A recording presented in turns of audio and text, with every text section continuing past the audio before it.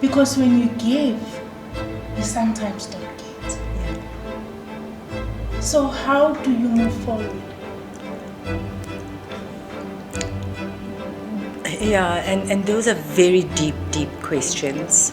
If I can just share with you what I believe is important. When you know your purpose and your work integrates, then fatigue doesn't find you. Sure. Because you can Google all you freaking want. It's not going to help you. It's you and this. And one of the things that is critical to an entrepreneurial mindset is your mindset.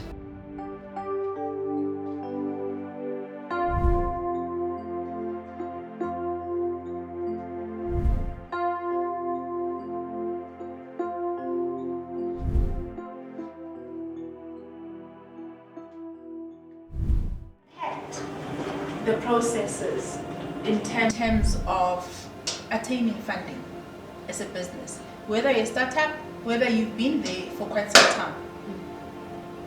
So where do you go to for you to be able to say, look, I am Cindy, I need to be able to raise 5 bar as an example for this type of business? Where is the resource? You are there, you are assisting SMMEs to be funding ready. Mm-hmm. You know, I think you taught me a word. You taught me a word. You said one of the biggest failures of SMMEs for them not to be able to get funding is because they're not funding ready. So when you talk about an SMME not being funding ready, are you talking about those fundamentals that you just alluded to now?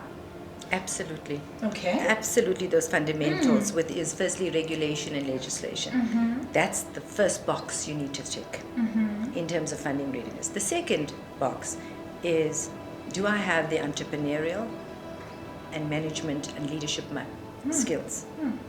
That's funding ready, because that's testing you when you're going to pitch your investors, whoever they may be, the bankers, angel investors, government institutions, would look at your ability to have management and entrepreneurial capability, which I spoke about, is who's my target market, what's my profit, what's the cost of this, how do I get it out to market, what is my... Oftentimes they will ask you what's your brand and marketing position, and that's all of those entrepreneurial and management skills you need. So that's what funding really is. So it is about regulation, it's about the entrepreneurial mindset, it's understanding your financial management systems, management's accounts. It must, who are you? Who is Cindy? What is your brand? What does brand Cindy mean? I must believe in you. And if you can make me believe in you through that pitch, then I am going to support you. As long as, of course, you tick the funding ready boxes. Those boxes fundamental boxes, yes. And you're able to answer the question, why, what's important about the product? I don't know whether you saw the funding ready masterclass that we did, but I must share it so you can share it with your audience. And it talks about an example of an entrepreneur going through this entire funding process and how she pitched and what's the learnings in terms of pitching. And this research, you have to put in the work.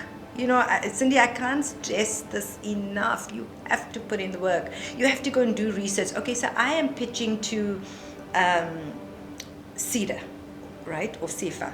I'm pitching to a bank. I'm pitching to Old Mutual. Any organization out there.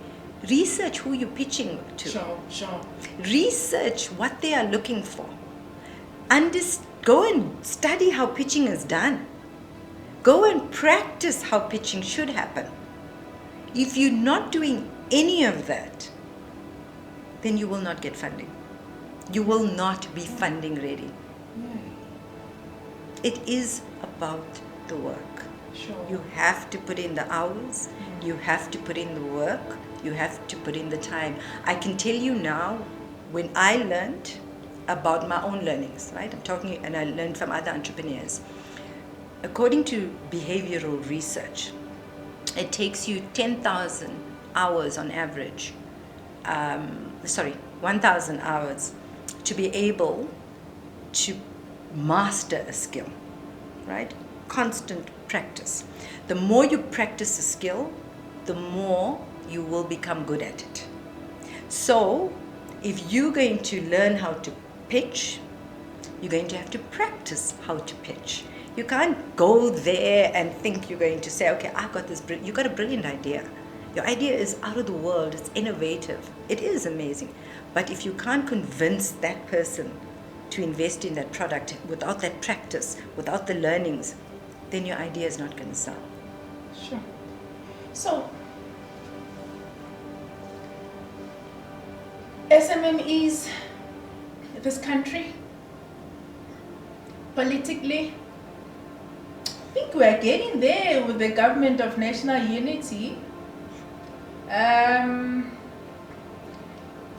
But it remains to be seen, because there's different dynamics and power dynamics at play. Economically, you've just alluded to earlier that unemployment is rife in this country. Socially, as a society, we're scarred.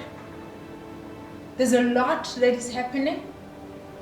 SMEs are thriving within communities, within society. So there has to be correlation between the two, so that SMMEs are finding themselves to have a conducive environment to operate in. But where are we as a country with regards to SMMEs? Are we failing SMMEs? Are we not creating an environment that's conducive for SMMEs to thrive? What is happening, Fanny? So maybe I must just share this with you, and one of the things we must be proud of. So let me say what we must be proud of. Thank you. The GEM, which is the Global Enterprise Monitor, Yep. positions Africa, and specifically South Africa, as one of the most innovative, highly successful entrepreneurs. Take. So I can tell you now, as I sit here as an entrepreneur today, I am proud to be an entrepreneur in South Africa, because we do tick that box. Take. Innovative, resilient, Sure. tenacious, never give up attitude of entrepreneurs in this country. That's what we have. And I think we must never lose sight of that. I love that. Don't ever lose sight of Fanny. that. I love that, yes. So that's the first thing. The second thing is, even more amazing, is that investment in women in business has increased by 2 index points. Meaning? Meaning that more investment in women in South Africa. I think we follow Botswana from an African continent in terms of investing in women. So we're doing some fantastic work, and we are investing in women, and we are globally competitive. You know, the one thing I think we sell ourselves short. We shrink ourselves, if I use my colleague's word. You know, we like to shrink ourselves and think but we are not with a developing country and third world. We can compete in a global arena and win. So you're And we've saying seen that, there's right? hope.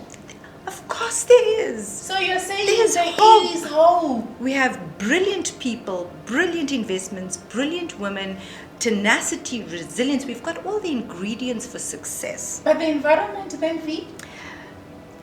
What's missing? Aha. What is missing Yeah. is the cohesive collaborativeness of the environment. And for me, that's how I see it. I see that we've got pockets of excellence.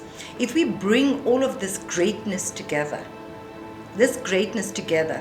and do it meaningfully with impact, understanding that what's the functional, remember I said the function of business success is people and behavior. Sure.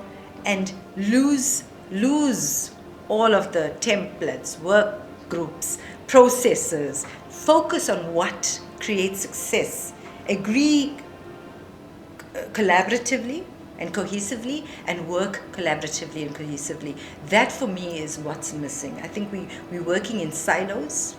We got different approaches because, of course, it could be competitiveness, it could be competition, but if we work together, can you imagine we'll be able to move mountains in the SME sectors because we've got the people that's got the heart, that's got the willingness. We just need a cohesive approach to shifting investment into the SME sector. That's why we do the Ignite Summit. That's why we do the Ignite Hub, to create that collaborativeness and cohesiveness. I can tell you now that I'm grateful to talk to you today.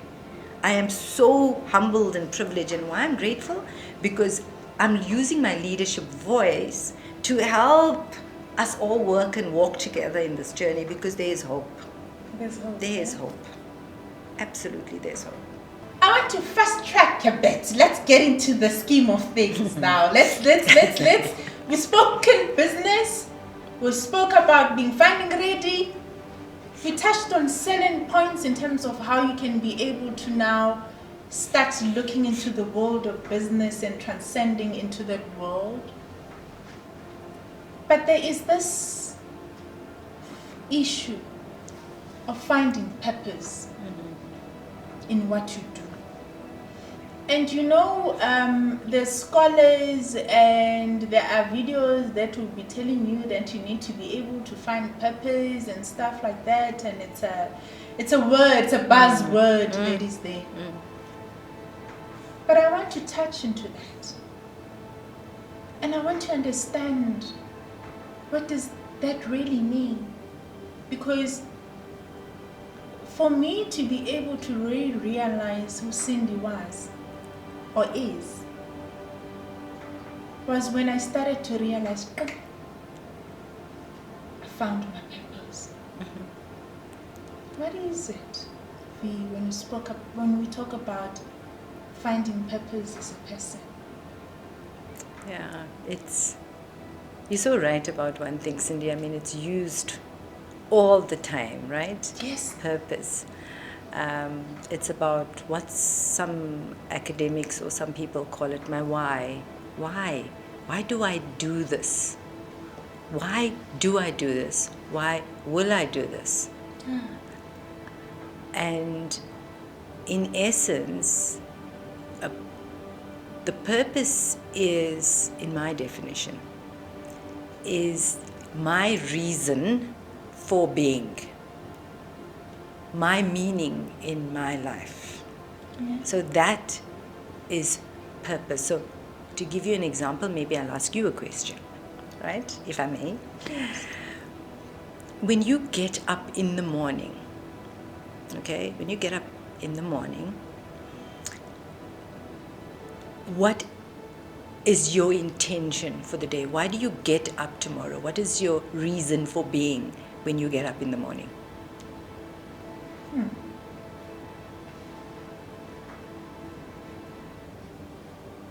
Yay.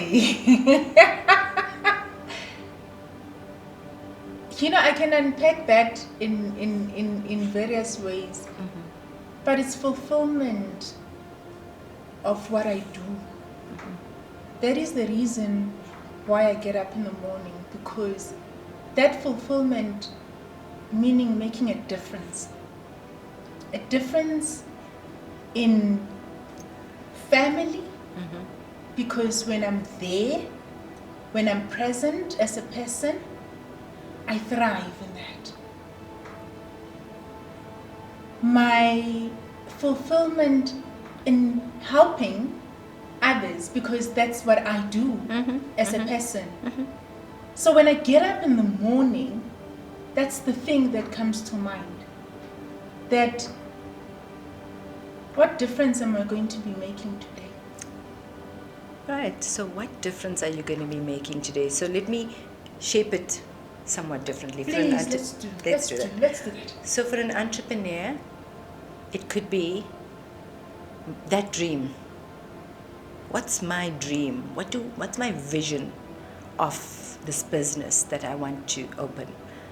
What is my reason for being? Meaning, when I get up tomorrow, what how I'm going to live and what I'm going to focus on. For example, my purpose is, as an entrepreneur, that's one face I have, is to help grow leaders, grow their business.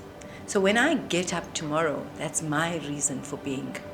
I know that I've got such a powerful purpose because it has impact in someone's life. And over above their life, it's going to have impact in South Africa and this economy. So for me, that's my purpose. It's my reason for being. And I'll tell you a little bit about why it is important. As a mother, my reason for being... Yeah, you can say that again. Oh, you can say that again, Vani. You can say that again. My reason for being with my child is to be a great mother. Yeah.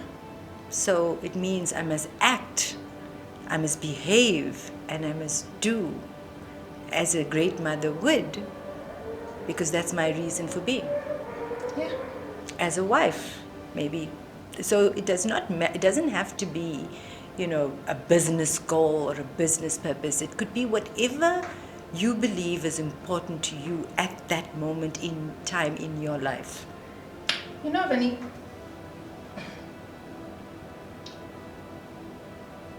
as you find your purpose, there's one aspect where sometimes within that journey you feel as if you're not living your life, you're living your life for others. Mm-hmm. But it's you. And you tend to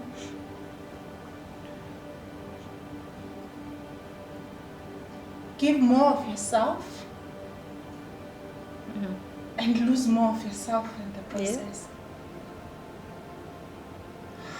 How do you strike that balance? Of being able to know when you sacrifice. Because for a person being able to, it gives me such fulfillment to sleep better at night knowing that I've made a difference. And for me, that's my, I think, purpose, if I can put it like that. To make a difference. But how do I find a balance between not giving away me to serve my purpose as a person? Yeah. And that's such a powerful, powerful question.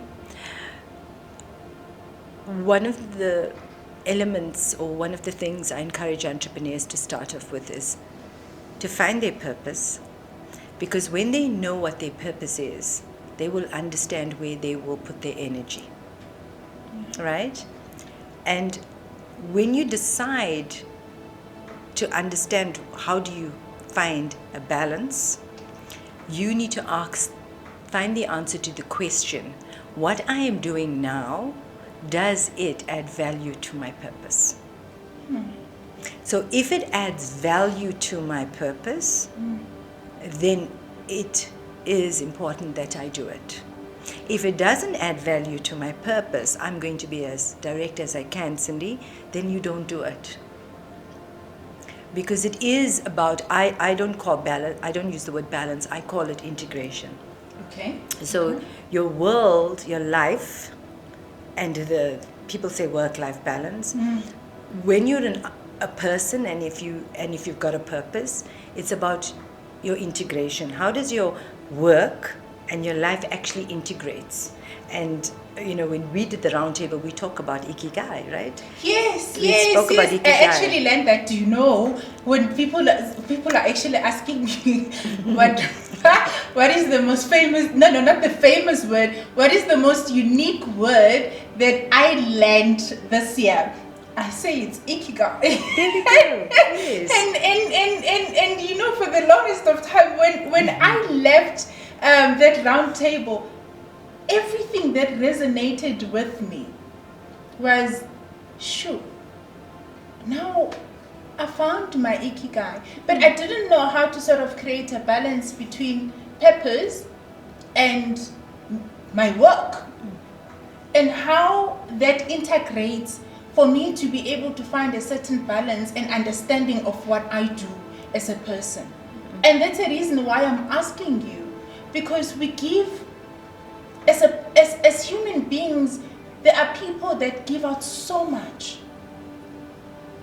and they give themselves out there. They are present. They do so much, but the reward that you get out there does not reciprocate. And you're saying to yourself that whether it comes or it doesn't come, I've done it because it fulfills me. But the journey itself, Vani, is lonely. Because when you give, you sometimes don't get. Yeah. So how do you move forward? Yeah, and those are very deep questions. If I can just share with you what I believe is important. Please. When you know your purpose and your work integrates, then fatigue doesn't find you. Sure. Then you don't say you're giving, you're actually serving. That's the difference. Yes, That's the difference. yes, you've got it spot on. That's exactly it. I think in terms of how I'm articulating it and the way you are consuming it and interpreting it, the serving part. Sure. It's serving. All the energy when you are living your purpose, and purpose could be growing a leader. When I'm invested in that, that's my purpose. And I can see the growth in that person.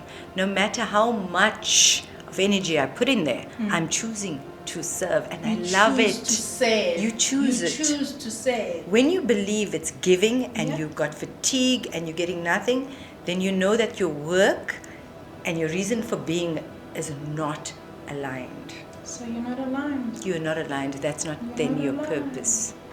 Because you will truly find energy when you are living your purpose. I don't know whether you listen to David Goggins. Oh my God, I like him. He's not for the faint-hearted. Let me just put it out there. He's tough. He's the Navy SEALs. He calls it as it is. Yeah, he calls it as it is. He calls it as it is. Yeah. But what I love about him and what I learned from him, in a very simplistic terms, is when you're alone, you said you were alone, it's you. No Google can help you then. You can Google all you want, and he says this, you can Google all you freaking want. It's not going to help you. It's you and this. And one of the things that is critical to an entrepreneurial mindset is your mindset before your entrepreneurial mindset. This, understanding your purpose, then building your emotional resilience. We call it emotional resilience. You can call it they call it EQ. You know the word EQ, right? The emotional EQ. Yes, Oh it's my building your goodness. mindset Yes. to understand what works for you. There's routines, there's habits, there's disciplines, there's readings, there's some people do I do a lot of mindfulness meditation,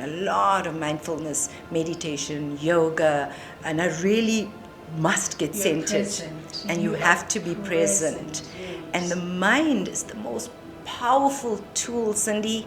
There is no other tool at your disposal that's more powerful than your own mind. So if you get that mindset right about your purpose, your reason for being, and you sharpen that through this, you can call them tips, you can call them techniques to activate the strong mind, and you apply them, then you are shaping you to live your purpose. But it's intentional. It is intentional, isn't it? It has to be intentional. Yeah. It has is to be intentional. So how do you block the noise? Funny. How do you block the noise? How do you now block the noise? Okay. Cindy, Peppers, present, intentional, and I'm there. Yeah. But there's noise. Yeah. Society itself, we're not designed the same. We don't look at things the same. You reciprocate in another way, you receive, or whatever way that happens as you go about in life. But now, how do you block the noise? That's another deep question. Hey, Cindy, how do you really get undeterred? There are many mindfulness techniques. The first thing I want to say up front, I'm not a neuroscientist, Sure. right? But what I have worked on and consistently have educated myself, and that's the technique we use, is called cognitive behavioral techniques. So another word is we help make you understand how that brain works. And the noise is the noise you have put in there yourself. No one's taking the noise and putting it in our head. You're putting it there because you are choosing, right? Just remember, think about your mind as this lens. Yeah. Okay, the camera. Yeah. You're clicking the camera. Yeah. What is your mind clicking? It's clicking on the news and all the noise around perhaps this political and social context. Your mind is then focusing on all the family issues. Your mind is then focusing on all the naysayers and On negative people. expectations. And so you are taking this camera and clicking. So the mindfulness techniques, how do you calm it? It helps you to focus on what you need to focus on outside the noise. And it helps you through breathing techniques. There's many techniques. It helps you through reflections. How do you reframe your mind? How do you reframe your thinking? And it's very, very, very, very detailed. It's very involved. But when I say detailed and involved, I don't mean difficult. I mean, it's a journey. You have to start somewhere. And if I say, Cindy, the first thing you should be starting with is mindfulness meditation, because it does calm the mind. And meditation, a lot of people think it's religious or cultural. It's got nothing to do with that. You can call it focus. Call it focus then. Don't call it mindfulness meditation. It's just focusing. And you focus, you close your eyes and you start breathing techniques, and it must calm you. There's techniques to breathe in, breathe out, calm the mind, and focus on, take that camera and focus on what you want that camera to remember, what you want that brain to remember. So, that is critical for entrepreneurs. That's critical for people in general that have the luxury or the access to understand mindfulness, to understand the power of how you can control your mind. That in itself is so powerful. But that's exactly where I wanted to actually get to, V, is that your mind is so powerful that it is said that you can be able to achieve or do anything. And you get people that have got the zeal to be able to actually get to that. But the translation of it proves otherwise. So how do you now start having a connect between the what is happening externally and what you envisage as a person to want to do and want to achieve? So as I said earlier, there's various techniques, but I want to try one with you right now. Yes. Right? Just one simple technique at how powerful the mind is. Okay? The brain does not know anything. It will respond to what it interprets, what it experiences and how it interprets. We call this technique the half smile technique. Right? Okay. You don't have a smile, but put a smile on your face. Okay? You bring a laughter, right? But how do you feel? How do you feel? Better. So how you act and behave will determine how you feel. Firstly, that's the simple concept you need to know. So when you're angry, just try this. Try it anywhere. I'm upset. I'm angry, someone's cutting past me at a robot, and I'm applying brakes. So remember, the body reacts immediately, right? Blood rushes through your hands, your veins, your body, you're angry. Automatically you're overwhelmed and frustrated and got anxiousness. You're afraid, you have fear. And your body responds like that. And you then get home and you get to work, and already automatically, how do you feel? Because your body felt this anxiety and stress. You got anxiety and stress. So I'm going to a little bit deep, but I just wanted to illustrate a point. But then you sit back and you sit calmly, right? You forget, you're not anxious anymore because of the near accident. And you take a deep breath in, out, in, out. They're just calling breathing techniques. And then I just put a smile. Not fake smile, but a smile. Automatically your brain is telling you, the brain doesn't know the circumstances. You're happy. So how you respond, not react. How you respond, that's when I talk about cognitive behavioral techniques. It means there are some techniques, behavioral techniques, that you learn in the me concept about keeping calm. So how do I respond to somebody that says you're not good enough? That's okay. How do I respond to somebody that would say, yeah, you're not but good you're enough? Not good enough. Okay, so how would you internalize it, right? Cindy, you are not good enough. You can either accept what I'm saying is the truth, but is it the truth? No. It's not the truth. No. So we call it, another technique is called reframing. So let me give you an example. It's the way to do it is the table leg technique. And I want to use an example of maths. Okay, I'm useless at maths. Okay, I will never do well at maths. Please don't touch me. Okay. Right. So the first leg is my mother telling me it's in my genes. Okay, we're not good at maths. So now in my brain, I'm never going to be good at maths. Already. Yes. I go to school, I do the 1 + 1 on the board, and God, I get it wrong. That's the second time I'm saying, yes, I'm not good at maths. And then the third time is I write my test, and twice I either failed or just managed to scrape a pass. Oh no, I'm never going to do maths again. I'm definitely not good. So for a table to stand, you already have got 3 beliefs that I'm not good at math, 3 beliefs for whatever reason Cindy is useless. So you've heard this, self-fulfilling prophecy. Yeah. Self-fulfilling prophecy is not something like a prophet. Sure. It means that I'm making myself believe I'm not good at maths and I'm never going to do maths. What the growth mindset teaches you is, let's reframe all of that, right? My mother, why would you say it's genetic? Perhaps she didn't have the opportunity to be taught maths in a way that she could learn. So it's not genetic, she wasn't taught. I went up on the board and did not get it right because I was nervous. Yeah. Right?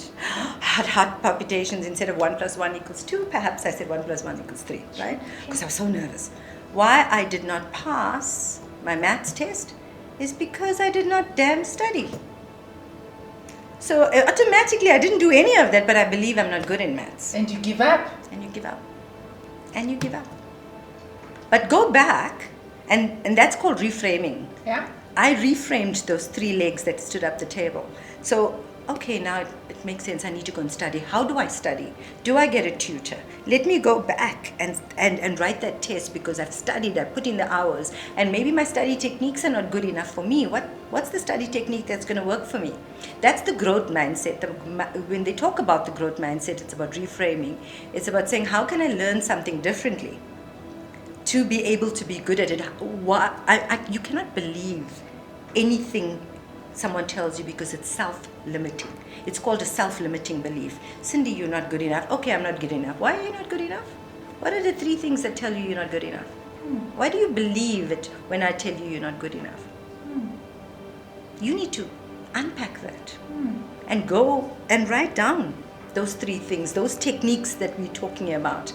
And oftentimes, we believe what people say to us because we ourselves don't believe in ourselves. Self-limiting. We're self-limiting. So on that note, V, parting shot about that reflection. If you had to meet another Vani tomorrow that is not believing in themselves, that says the world is not for me, that is going this journey of being able to enter into a business arena but does not know where to start and what to do.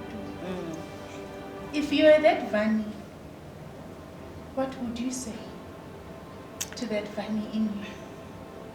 I would say to that Vani in me that we all have a choice. And success is a matter of choice. It's not dependent on anyone else, whether it is all the naysayers around you. It's dependent on you, Vani. It's a choice you're going to make. And if you choose to be successful, then what actions are you going to take to be successful, whether it is to pivot in your career, to build a great business, to be a great podcaster, to be a successful mum, to be a great mum. What's your choice? That's what I will say. You have a choice. On that note, you had it from Vani Pillay. It's tough, it's challenging, but discipline. But most of all, it starts within. It is here, and you've got a choice. So, thank you, Vani, for having joined us.